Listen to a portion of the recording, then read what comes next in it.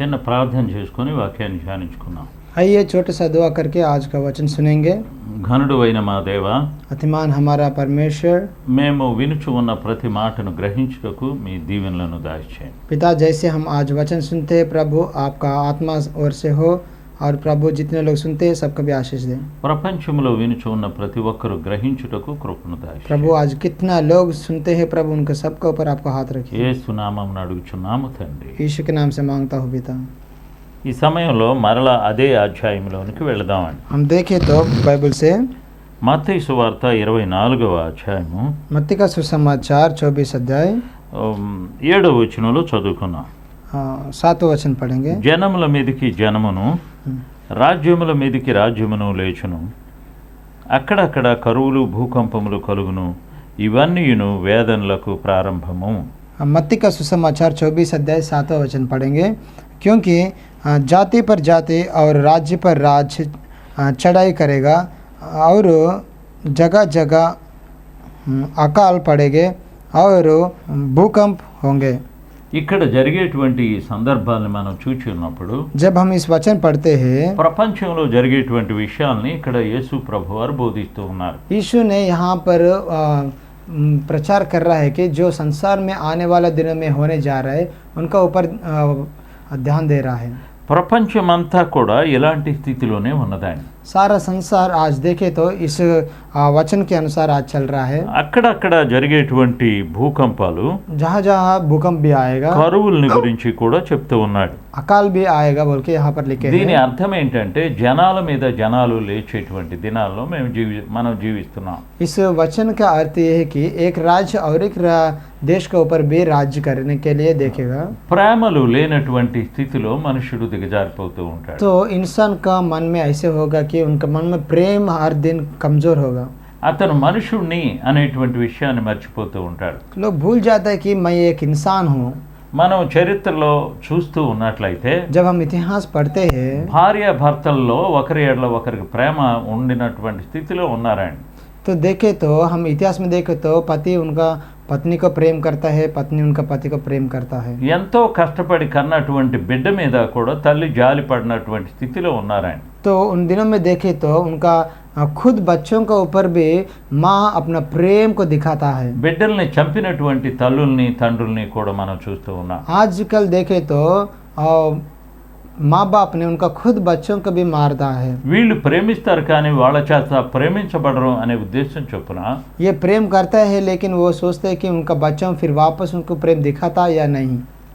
బిడ్డల్ని చంపేటువంటి తల్లిదండ్రులను కూడా మనం గమనిస్తూ ఉన్నాం. वो ऐसे सोच कर उनका अपने बच्चों को खुद मारते हैं। వాళ్ళు ఏ స్థితిలో పుట్టారు, ఏ స్థితిలో పెరిగారు అనేది కూడా ఆలోచించటం లేదా. तो इस तरह माँ बाप ऐसे नहीं सोचता कि उनका बच्चे कौन है, कैसे आया, काम क्या करना है बोल के। ధనం కోసమై బిడ్డల్ని చంపేటువంటి తల్లిదండ్రుల్ని మనం చూస్తూ ఉన్నాం. हम देखा भी संपत्ति के बारे में, कमाई के बारे में सोचकर उनका खुद बच्चों को भी वो मारते हैं। అడ్డంగా ఉన్నారని తల్లిదండ్రులను చంపినటువంటి బిడ్డల్ని కూడా మనం చూస్తూ ఉన్నాం. और बच्चों भी कुछ लोग ऐसे भी है कि उनका माँ बाप को भी ये सामने आ रहे मुझे काम नहीं करने दे रहा बोल के ఇది मारते हैं। మనుషుల్లో బయలుదేరేటువంటి క్రూరమైనటువంటి కార్యంగా గమనించవలసి ये एक इंसान में आने का एक मूर्खता है। బైబిల్ గ్రంథాన్ని మనం పరిశీలించినప్పుడు हम जब वचन पढ़ते हैं, పరిశుద్ధులు ఎవ్వరు కూడా ఇలాంటి పనులు చేయలేదండి. परमेश्वर का दास लोग कोई भी इस तरह कार्य नहीं किया। వాళ్ళల్లో ఎప్పుడు కూడా దేవుని ఆత్మ జీవించుచూ ఉన్నాడు కాబట్టి उनका अंदर हर पल परमेश्वर का आत्मा रहा। వాళ్ళు ఎప్పుడు కూడా బిడ్డల కోసం ఏడ్చారు. वो हर पल उनका बच्चों के ऊपर ध्यान दिया था, బిడ్డలు తల్లిదండ్రుల కొరకు ఏడ్చి ఉన్నారు. और वो बच्चों भी उनका माँ बाप के लिए वो बहुत खोजा था।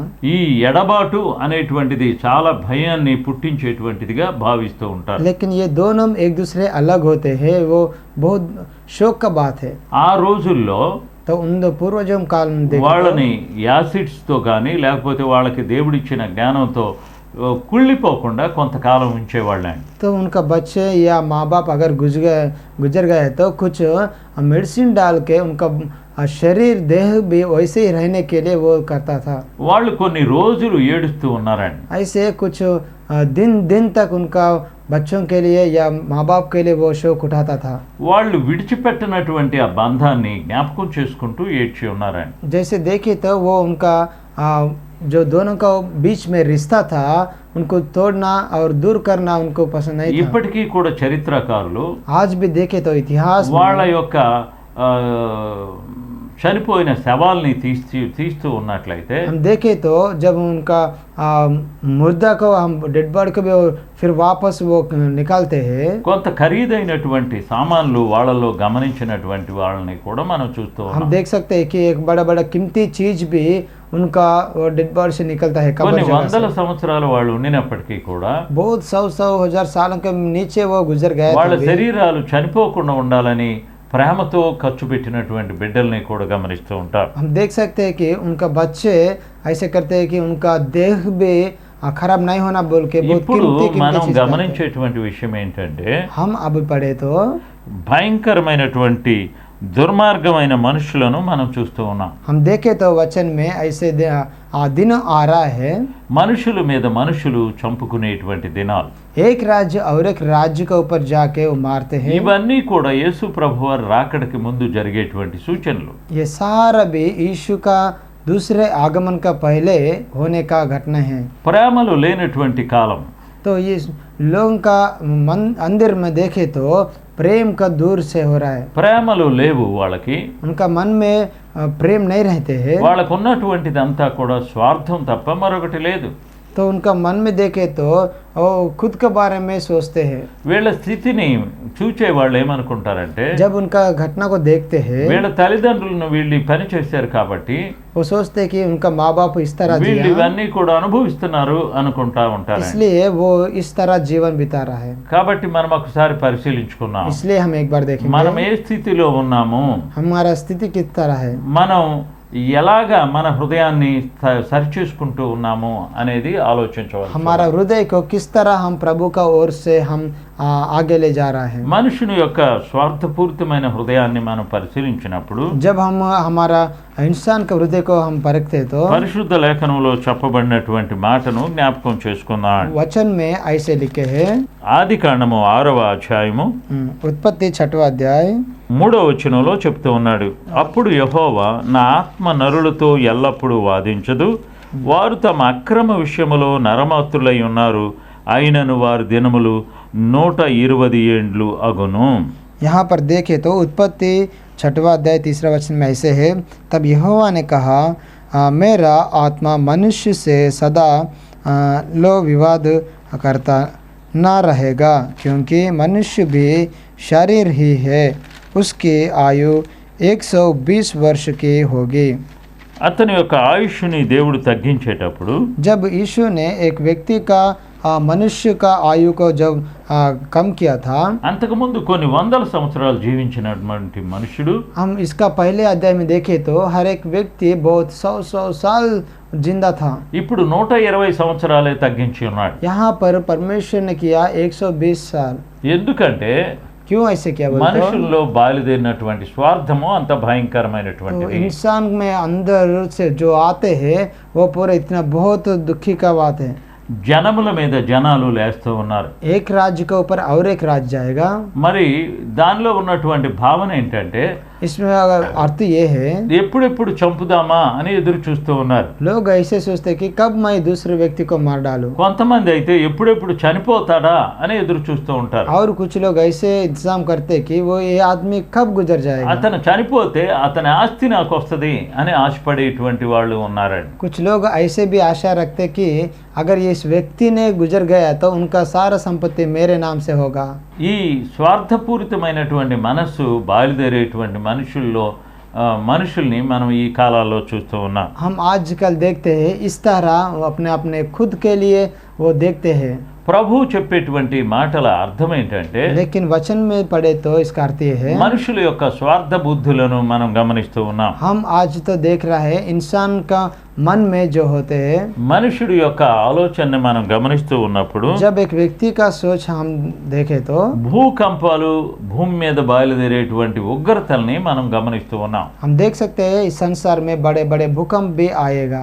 మనుషుడు చంద్రమండలంలోకి వెళ్ళినట్లుగా అనుకుంటున్నాడు. लोग तो देख रहा है कि हम पढ़ रहा है इंसान तो चांद के ऊपर भी जा रहा है, కానీ భూమి మీద వచ్చేటువంటి ఉగ్రతని గమనించలేని స్థితిలో ఉన్నాడు.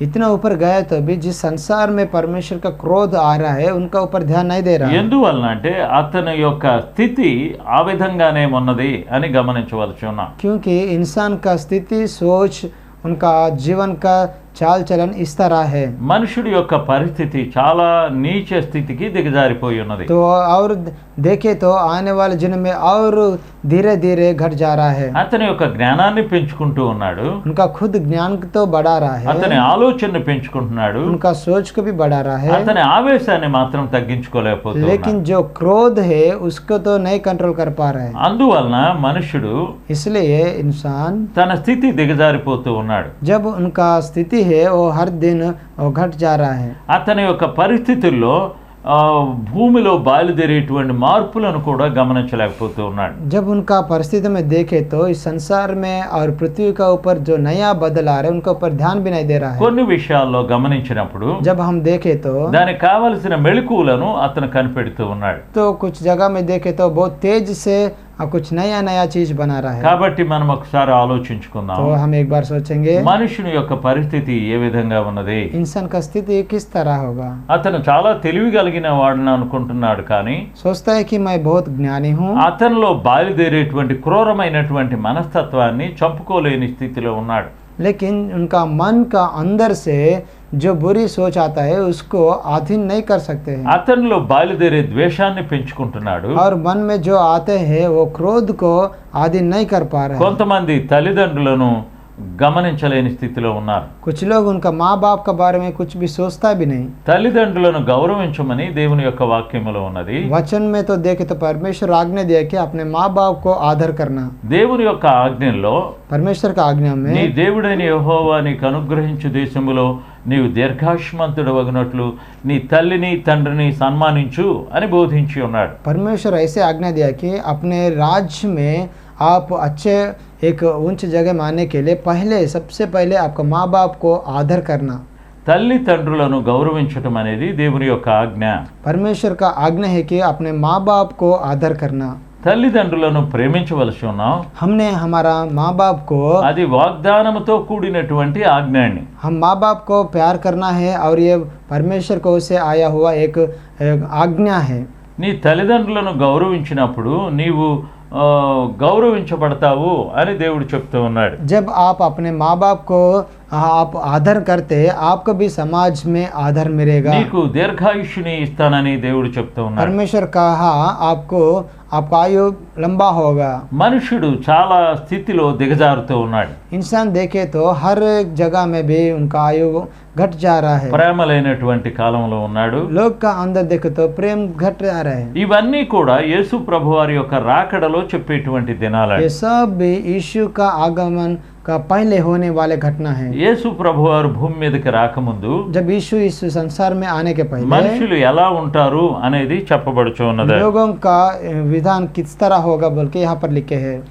మనుషుడు వాళ్ళకున్నటువంటి స్థితిని అంతా కూడా మర్చిపోతూ ఉంటాడు. जब वो जो कुछ उनके पास है वो सब कभी भूल जाते हैं।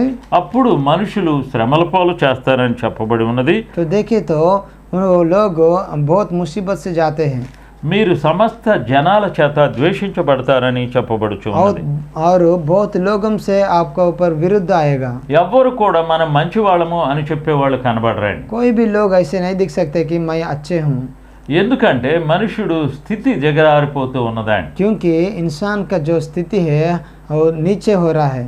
ఈ అధోగతికి మనుషుడు దిగజారినప్పుడు तो जब इस तरह होते हैं एक व्यक्ति का सोच, యేసు ప్రభు వారి యొక్క రాకడకి గుర్తుగా చెప్పబడి ఉన్నది. तो हम देख सकते हैं कि परमेश्वर का दूसरा आगमन के पहले इस तरह होगा। కాబట్టి మనం ఒకసారి ఆలోచించుకుందాం, तो आइए एक बार हम सोचेंगे మనం ఏ స్థితిలో ఉన్నాము. हमारा स्थिति किस तरह होगा। మన యొక్క పరిస్థితి చాలా దిగజారిపోతూ ఉన్నది. जब एक व्यक्ति का परिस्थिति वो नीचे होते हैं మనల్ని ద్వేషించేటువంటి వాళ్ళు ఎక్కువ మంది తయారవుతూ ఉన్నారు. और जो विरुद्ध चलने वाले हमको बहुत बढ़ जा रहा है। అందువలన మన వ్యక్తిత్వాన్ని కాపాడుకోవాలని చెప్పబడుచు ఉన్నది. इसलिए हमारा खुद व्यक्तित्व के बारे में हम हमारा सोच के बारे में बहुत ध्यान देना है। ఈ వ్యక్తిత్వంలో మనం సరైనటువంటి తీర్మానం తీసుకుంటున్నామా లేదా అనేది దేవుని యొక్క ఆజ్ఞ అయి ఉన్నదాన్ని. तो परमेश्वर का आज्ञा है कि हम किस तरह निर्णय ले रहा है। ఆ మనస్సుని స్వాధీనం చేసుకునేటప్పుడు जब हमारा हृदय को हम आज्ञा में लेते हैं, భక్తుడు చెప్పేటువంటి విషయాల్ని మనం జ్ఞాపకం చేసుకున్నప్పుడు जो परमेश्वर का दास लिखा है, అతను శరీర సంబంధమైనటువంటి మనస్సు ఉన్నట్లయితే अगर एक व्यक्ति संसार का रीति रिवाज के अनुसार चलते हैं, శరీరానుసారుడుగా జీవిస్తాడు. वो शारीरिक रूप से वो जीवन चलाएगा। దైవికమైన విషయాల్ని ఆలోచించినప్పుడు एक व्यक्ति परमेश्वर का ओर से सोचते हैं, అతను దైవికమైనటువంటి మనుష్యుడుగా చెప్పబడుతూ ఉన్నాడు. वो परमेश्वर के रास्ते में चलेगा। మనం ఏ పరిస్థితుల్లో దేవునికి దగ్గరగా జీవిస్తున్నాం, तो हम किस तरह परमेश्वर के पास हम जी रहा है। ఆ విషయాన్ని గమనించడానికి దేవుడు మనతో మాట్లాడుతూ तो ఉన్నాడు. परमेश्वर आज हमारे साथ बात कर रहा है कि इसके ऊपर हम ध्यान दें। కాబట్టి ఈ విషయాలన్నీ జరిగేటప్పుడు तो जब ये सारा घटना होते हैं, మనుషుల్లో క్రూరత్వం బయలుదేరినప్పుడు, तो जब एक व्यक्ति में से क्रोध बाहर आते हैं, మనుషుల్లో దుర్మార్గము బయలుదేరినప్పుడు, जब एक व्यक्ति में बुरा सोच बाहर आते हैं, ఇవన్నీ క్రొత్తవి కాదని ప్రభువు చెప్తూ ఉన్నాడు. तो यीशु ने कहा ये कुछ भी नया तो नहीं। ప్రభు యొక్క కాలాన్ని బట్టి గమనించినట్లయితే जब परमेश्वर का समय से हम देखें तो యేసు ప్రభు వారి యొక్క రాకడకి ముందుగా यीशु का दूसरा आगमन के पहले ఇలాంటివన్నీ కూడా జరుగుతాయని మనకి చెప్పబడి ఉన్నది. ये सारा इस तरह घटना होगा बोल के हम वचन में पढ़ सकते हैं। కాబట్టి మనం ఒకసారి పరిశీలించుకుందాం, इसलिए हम एक बार वचन को और पढ़ेंगे। ఏ స్థితిలో మనం ఉన్నాము. तो हमारा स्थिति किस तरह है? మనం దైవికమైనటువంటి మనస్సుతో మన హృదయాన్ని స్థిరపరుచుకుంటున్నామా? क्या हमारा हृदय परमेश्वर के अनुसार चल रहे हैं? అవతల వాడు స్వార్థపరుడు కాబట్టి మనము కూడా స్వార్థంగా తయారవుతున్నామా? नहीं तो दूसरा व्यक्ति वो खुद सोचता है कि उनका अपने आप सोच के वो चल रहा है, इसलिए हम भी उनका अनुसार चल रहा है। కాబట్టి మనం ఒకసారి పరిశీలించుకుందాం. तो आइए हमारे हृदय के एक बार देखेंगे। మనము మన హృదయాన్ని స్థిరపరచుకోవలసి ఉన్నాం. हम अपना हृदय के बारे में एक बार सोचेंगे। మనలో బయలుదేరేటువంటి ద్వేషాన్ని మనం అసహించుకునేటట్లుగా తయారు కావాల్సి ఉన్నాం. तो जो हमारे हृदय से आता है वो क्रोध और द्वेष सबको भी हम हमारा आधीन में लेना है। ఎప్పుడు కూడా మనుషుడి యొక్క మనస్సు స్వార్థపూరితమైందని చదువుకొని ఉన్నాం. हम वचन में पढ़ा है कि इंसान का हृदय तो स्वार्थ से खुद के लिए सोचते हैं, అందువల్ల మనుషుడి యొక్క ఆయుష్ని దేవుడు తగ్గించి వేసి ఉన్నాడు. इसलिए परमेश्वर उनका आयु वर्षों को कम कर दिया। కొన్ని విషయాల్ని మనం చూస్తూ ఉన్నప్పుడు और वचन में हम पढ़े तो అతని పాపమే అతన్ని నాశనం చేసింది అనే మాటలు మనం చూస్తూ ఉంటాం. हम देख सकते हैं कि एक व्यक्ति का पाप है उनको नाश करेगा। అతని పాపం వలన అతను నాశనం అయిపోయాడు అని చెప్తూ ఉంటారు. उनका पाप के वजह से उनका मौत आया था। ఎందుకు అలాగ చెప్పుకుంటున్నాం? क्यों ऐसे लोग बोलते ఆ हैं? కారణం పాపమే అతన్ని చంపివేసి ఉన్నది. उसका कारण है उनका पाप है। కాబట్టి ఒకసారి పరిశీలించుకుందాం. इसलिए हम भी अपना हृदय को ध्यान మనము देंगे। ఆ పాపపు స్థితిలో ఉన్నట్లయితే మార్చుకోమని దేవుడు సెలవిస్తూ ఉన్నాడు. आज परमेश्वर कह रहा है कि अगर हम भी उसी पाप के रास्ते में चल रहे हैं तो ఎందువల్ల हमारा हृदय को అంటే बदल देंगे। क्योंकि ఆ విధమైనటువంటి స్థితి మనుషుల్ని దిగజారు చేస్తూ ఉంటుంది. क्योंकि एक व्यक्ति को इस तरह जीवन उनका आयु को कम करेगा। అతని యొక్క పరిస్థితిని బట్టి అతను ఆత్మీయంగా దిగజారిపోతూ ఉంటాడు. जो परिस्थिति से वो चल रहे हैं वो देखे तो उनका आत्मिक जीवन से भी वो नीचे घट जाएगा।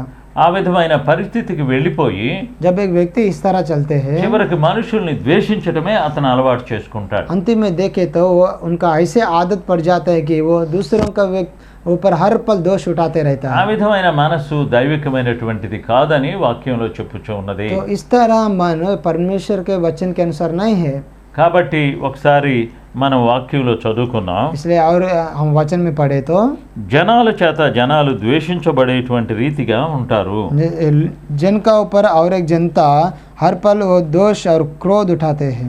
ఒకరిని ఒకడు తప్పు మనుషుడుగా పట్టిస్తూ ఉంటారండి. एक और एक व्यक्ति को हर पल ये दोषी है बोल के वो अंगुली उठाता है। ఎప్పుడైతే అతని పరిస్థితి మారిపోతుందో जिस तरह एक व्यक्ति का जीवन ऐसे बदल जाते हैं, అతను వేరే అతన్ని దోషిగా చెప్పడానికి ముందుకు వస్తాడని. उस व्यक्ति और एक व्यक्ति को दोष जैसे दिखाने के लिए वो आगे कदम उठाता है। ఎందువల్ల అంటే అతని పరిస్థితి ఆ విధంగా దిగజారిపోతూ ఉంది. क्योंकि उनका जीवन का स्थिति है ऐसे नीचे घट जाते हैं। కాబట్టి మనం ఏ పరిస్థితిలో ఉన్నామో పరిశీలించుకుందాం. इसलिए आज आप अपना मन के बारे में, आत्मा के बारे में, जीवन के बारे में सोचिए किस तरह है। మనం ఉదయం నుండి సాయంకాలం వరకు పరిశీలించినప్పుడు हम जब सुबह से जागते हैं तब से शाम तक देखें तो మానవుని యొక్క పరిస్థితి గమనిస్తూ ఉంటాం. इंसान का हर एक व्यक्ति को अलग अलग हम देख सकते हैं। వ్యాపారస్తులు మనం చూస్తున్నాం, हम व्यापार करने को देखते हैं, కష్టపడే వాళ్ళని మనం చూస్తున్నాం, जो बोझ उठा के जीते हैं उनको देख सकते हैं, ఉద్యోగస్తుల్ని మనం చూస్తున్నాం. नौकरी लोगों को देख सकते हैं। ప్రతి చోట కూడా స్వార్థపూరితమైన మనుషుల్ని గమనిస్తూ ఉన్నాం. बहुत जगह में भी हम देख सकते हैं कि उनका अपने आप के लिए सोचते हैं, उनका देख सकते हैं। ఎక్కడా కూడాను అబద్ధము ఆడనటువంటి మనుషుడు కనపడలేదు. हम ऐसे देख सकते हैं, देखना बहुत कम है कि एक व्यक्ति सच है। ఎక్కడికి వెళ్ళినప్పటికీ కూడా అబద్ధికులు కనపడుతూ ఉన్నారు, जहाँ भी जाए झूठी बोलने वाले ज्यादा दिख रहा है, దొంగతనం చేసేవాళ్ళు కనబడుతూ ఉన్నారు, चोरी करने वाले देख सकते हैं, మోసం చేసేవాళ్ళు కనబడుతూ ఉన్నారు. और दूसरों को धोखा देने वालों को भी देख सकते हैं। ఇవన్నీ కూడా ప్రభు యొక్క రాకడకి గుర్తులుగా చెప్పబడుచు ఉన్నాయి. ये पूरा भी परमेश्वर का दूसरा आगमन का पहले इस तरह जीवन आएगा बोल के वचन में है। అందుకనే ప్రతి దానికి కూడా శిక్షను ఏర్పాటు చేసి ఉన్నాడు. इसलिए परमेश्वर ने हर एक चीज के ऊपर परमेश्वर ने शिक्षा को लिखा था। ఎందుకంటే ప్రతి తప్పుకి కూడా ఒక శిక్షని మనుషుడు తయారు చేసి ఉన్నాడు. इसलिए तो हर एक गलत में जो करते हैं उसको दंडवत मिलेगा। ఆ విధమైన శిక్ష లేకపోయినట్లయితే మనుషుడు మాట వినే స్థితిలో లేడని. अगर हम संसार में देखें तो ऐसे दंडवत नहीं दिया, కొంతమంది వాళ్ళ జీవితాల్ని శిక్షలను బట్టి కూడా సరి చేసుకుంటూ ఉంటారని. तो कुछ लोगों के एक बार हम दंडवत दिया तो उनका अपने आप जीवन को बदलते हैं। వాళ్ళ యొక్క పరిస్థితి చాలా అధ్వాన్న పరిస్థితికి వస్తూ ఉంటుంది. तो उनका जीवन देखे तो हर दिन नीचे होता है। అందువలన దేవుడు ఈ విధంగా మనుషుని శిక్షిస్తూ ఉంటాడు. इसलिए हमारा परमेश्वर के पास अगर हम एक बार माफी मांगे तो हमारा परमेश्वर दयालु है। ఇవన్నీ కూడా గమనిస్తూ ఉన్నప్పుడు तो जब एक इस तरह पूरा हम देखे तो యేసు ప్రభువారి యొక్క రాకడ దగ్గరగా ఉన్నది. हम देखे तो यीशु का दूसरा आगमन पास में है। దుర్మార్గాన్ని దుర్మార్గంగా శిక్షించే దేవుడు, तो परमेश्वर ने देख रहा है सबको भी, మనుషుని యొక్క మోసాన్ని ఖండించేటువంటి దేవుడు, जो परमेश्वर है इस तरह व्यक्तियों को एक दिन न्याय में खड़ा करेगा। ఆయన రాజ్యంలో ఎక్కడా కూడా మోసం అనేది కనబడదని మనం గమనిస్తూ ఉన్నాం. परमेश्वर का राज में देखे तो हम झूठ को नहीं देख सकते हैं। కాబట్టి ఒకసారి లూసిఫర్ యొక్క పరిస్థితిని చూద్దాం. हम देखे तो शैतान का परिस्थिति भी ऐसे हुआ। అతని యొక్క స్వభావం మంచిది కాదు, उनका स्वभाव तो अच्छे नहीं था, అతను దుర్మార్గుడు, वो एक झूठ है, దుష్టుడై ఉన్నాడు, वो एक शैतान है और एक बुरा है। అతని యొక్క ఆలోచన అంతా కూడా దైవికమైనటువంటిది కాదు. కాబట్టి उनका सोच परमेश्वर की ओर से नहीं है। इसलिए కొంతకాలం అయితే దేవునితో ఉన్నటువంటి వాడు कुछ समय परमेश्वर के साथ था, రాను రాను దేవునికి దూరం అయిపోతూ ఉన్నాడు. लेकिन आने वाले दिनों में देखे तो परमेश्वर से दूर हुआ। ఆ తర్వాత దేవుడు ఎప్పుడైతే మనుషుణ్ణి రక్షించడానికి మార్గాన్ని ఏర్పాటు చేసుకున్నాడో, जब यीशु ने हर एक व्यक्ति को उद्धार देने के लिए परमेश्वर तैयार हुआ था, అతనికి ఆకాశంలో చోటు లేనందువలన तो शैतान को आसमान में जगह नहीं था। ఆ రక్షణ ఇవ్వడానికి వచ్చినటువంటి ప్రభువుని చూచి जो परमेश्वर उद्धार देने के लिए आया, వాడు పరలోకంలో నుండి నెట్టివేయబడి ఉన్నాడు. तो देखे तो शैतान को परमेश्वर ने वहां से हटा दिया। కాబట్టి ఒకసారి మనం పరిశీలించుకున్నాం, तो इसलिए हम देखेंगे ఆఖరి దినాలు ఎలా ఉంటాయి. हमारा अंतिम दिन किस तरह है। యేసు ప్రభువారి యొక్క రాకడలో परमेश्वर जब दूसरा आगमन होगा, మనుషులందరూ కూడా స్వార్థపరులై ఉంటారు, लोगों को व्यक्ति देखे तो अलग अलग होगा, దుర్మార్గమైన మనస్సుతో ఉంటారు, झूठ करने वाले होगा, దేవుణ్ణి ఇప్పుడు కూడా ఆలోచించరు, वो परमेश्वर के पास नहीं जाने के लिए तैयार रहते, ఎప్పుడెప్పుడు మోసం చేద్దామా అనే ఆలోచన చేస్తూ वो ఉంటారు. ऐसे सोचते कि कभी मैं धोखा दूं। అవసరమైతే దైవాన్ని కూడా మోసం చేయటానికి ప్రయత్నం చేస్తూ ఉంటారు. तो वो अलग अलग निर्णय लेने के लिए वो तैयार होते हैं। దేవుణ్ణి అడ్డం పెట్టుకొని చేసేటువంటి మనుషులు కొంతమంది తయారవుతారు. देखे तो परमेश्वर को आगे रख के और झूठे काम करने वाले भी लोग हैं, క్రూరమైన మనస్తత్వాన్ని అలవర్చుకునేటువంటి వాళ్ళు తయారవుతూ ఉంటారు. और अलग अलग व्यक्तियों को हम देख सकते हैं। ఇవన్నీ కూడా జరుగుతూ ఉన్నప్పుడు जब इस तरह दिन होगा, ప్రభు యొక్క రాకడ చాలా దగ్గరగా ఉన్నదని గమనించవలసి ఉన్నాం. हम जानना है कि परमेश्वर का दूसरा आगमन तो नजदीक है। చాలా క్రూరమైనటువంటి మనుషుడు దగ్గర जब एक व्यक्ति का पास ऐसे होगा, మనం ఎలా ఉన్నామో ఒకసారి పరిశీలించుకోవాల్సి ఉన్నాం. हम किस तरह जीवन चला रहे हैं, हम देख మన रहे हैं। పరిస్థితిని మార్చుకుంటూ ఉన్నామా, क्या अपना परिस्थिति को हम बदल रहा है, లేదు మనలో బయలుదేరేటువంటి దుష్టత్వాన్ని ఇంకా స్థిరపరుచుకుంటూ ఉన్నామా. या जो अपने मन से बुरे आते हैं उसी अनुसार चल रहा है। ఎందువలన అంటే మనుషుడు తన స్వభావాన్ని మార్చుకోకపోయినట్లయితే अगर एक व्यक्ति उनका खुद का जीवन नहीं बदल सकते तो అతను దేవుని రాజ్యంలో ప్రవేశించలేడు. वो परमेश्वर के राज्य में नहीं पहुंच सकता, ఎందుకంటే దేవుని రాజ్యం చాలా విశాలమైనటువంటిది. क्योंकि परमेश्वर का राज्य है बहुत बड़ा है। అక్కడ మోసం ఉండదు, वहाँ पर चोरी नहीं అక్కడ है, కపటం ఉండదు, वहाँ पर खुद के बारे में नहीं सोचते దుర్మార్గత ఉండదు. और बुरी रास्ता नहीं रहता। ఎప్పుడు కూడా దేవుణ్ణి స్తుతించుకుంటా ఉండేటువంటి దినాల్ని మనం చూడబోతూ ఉన్నాం. और हम देखने जा रहे हैं कि हर पल परमेश्वर को स्तुति आराधना करने का जगह है। కాబట్టి మనం ఒక్కసారి దైవాన్ని ఆలోచించుకొని इसलिए हम एक बार परमेश्वर का अपने राज्य के बारे में हम सोचेंगे। ఆఖరి దినాల్లో జీవించేటువంటి మనము तो हम अभी अंतिम दिन में है, దైవానుకూలంగా జీవించటానికి ఏర్పాటు చేసుకోవాల్సి तो ఉన్నాం. जिस रास्ता परमेश्वर हमारे लिए बताया था, दिखाया था, उसी रास्ते में हम चलने वाले हैं। మనకి ఉండినా లేకపోయినప్పటికీ కూడా चाहे हमारे पास है या नहीं है, దేవుడిచ్చిన స్థితిలో మనం సంతోషపడవలసి ఉన్నాం. जो कुछ परमेश्वर हमको दिया उससे हम खुश होंगे। దేవుడు ఇవ్వనటువంటి దాన్ని మనం ఆశపడడం అనేది దైవానుకూలమైనది కాదు. जो परमेश्वर हमको नहीं दिया उसके बारे में हम ना सोचेंगे, आशा भी नहीं रखेंगे। ఒకసారి పరిశీలించుకుందాం. तो आइए एक बार हम परीक्षा करेंगे। మనము ఏ ఉద్యోగం చేస్తూ ఉండినప్పటికీ, जो कुछ भी हम नौकरी करें, ఏ పని చేస్తూ ఉండినప్పటికీ, जो भी हम काम करें, తర్వాత ఎలాంటి స్థితిలో ఉండినప్పటికీ, जो भी हमारा स्थिति हो, ఆరోగ్యంగా ఉండినను, हमारा तंदुरुस्त भी हो, ఆరోగ్యం లేకపోయినను, हमारा चंगा भी नहीं हो, మనకున్న స్థితిలో దైవాన్ని మనం గ్రహించవలసి ఉన్నాం. और जो कुछ भी हमारे पास है उससे हम परमेश्वर को ओर से हम देखेंगे। యేసు ప్రభువారి యొక్క రాకడకి ముందుగా जो परमेश्वर आगमन का पहले, లోకమంతా కూడా మోసంతో నింపబడుతూ ఉంటుంది. तो इस संसार में तो हम देख रहा है, మనుషుల్లో స్వార్థం కనబడుతుంది, लोगों में तो स्वार्थ देख सकते हैं మనుషుల్లో దుర్మార్గత కనబడుతూ और ఉన్నది. झूठ भी देख सकते हैं, మనుషుడు చాలా క్రూరమైనటువంటి స్వభావానికి దిగజారుతూ ఉన్నాడు. और लोग तो आने वाले दिनों में और गुस्सा से जा रहा है। ఈ విషయాలన్నింటినీ కూడా గమనించుకొని तो हम ध्यान देके మనం ఏ స్థితిలో ఉండాలో तो हम अच्छे स्थिति में जाएंगे, ఆ స్థితిలో ఉండవాలని ప్రభు కోరుతూ ఉన్నాడు. तो उसी अच्छे रास्ते चलते हुए परमेश्वर को स्तुति करते हुए हमारा दिल को प्रभु की तरफ मोड़ेंगे। కాబట్టి మనం ఎక్కడ ఉన్నామో, इसलिए हम देखेंगे ఎక్కడికి వెళుతున్నామో और हमारा रास्ता किस तरह है, ఆ స్థితిని మనం ఎప్పుడు కూడా మర్చిపోకూడదు. तो जानता है कि हम कहाँ जाएं, ఏమి బోధ చేయాలో దేవునికి తెలుసు. किस तरह वचन प्रचार करना है प्रभु जानते हैं। కాబట్టి ప్రభు పిలిచిన పిలుపుకి इसलिए जो बुलावट प्रभु हमको दिया था తగినట్లుగా జీవించమని ప్రభు హెచ్చరిస్తూ ఉన్నాడు. तो वैसे ही हम जीना है।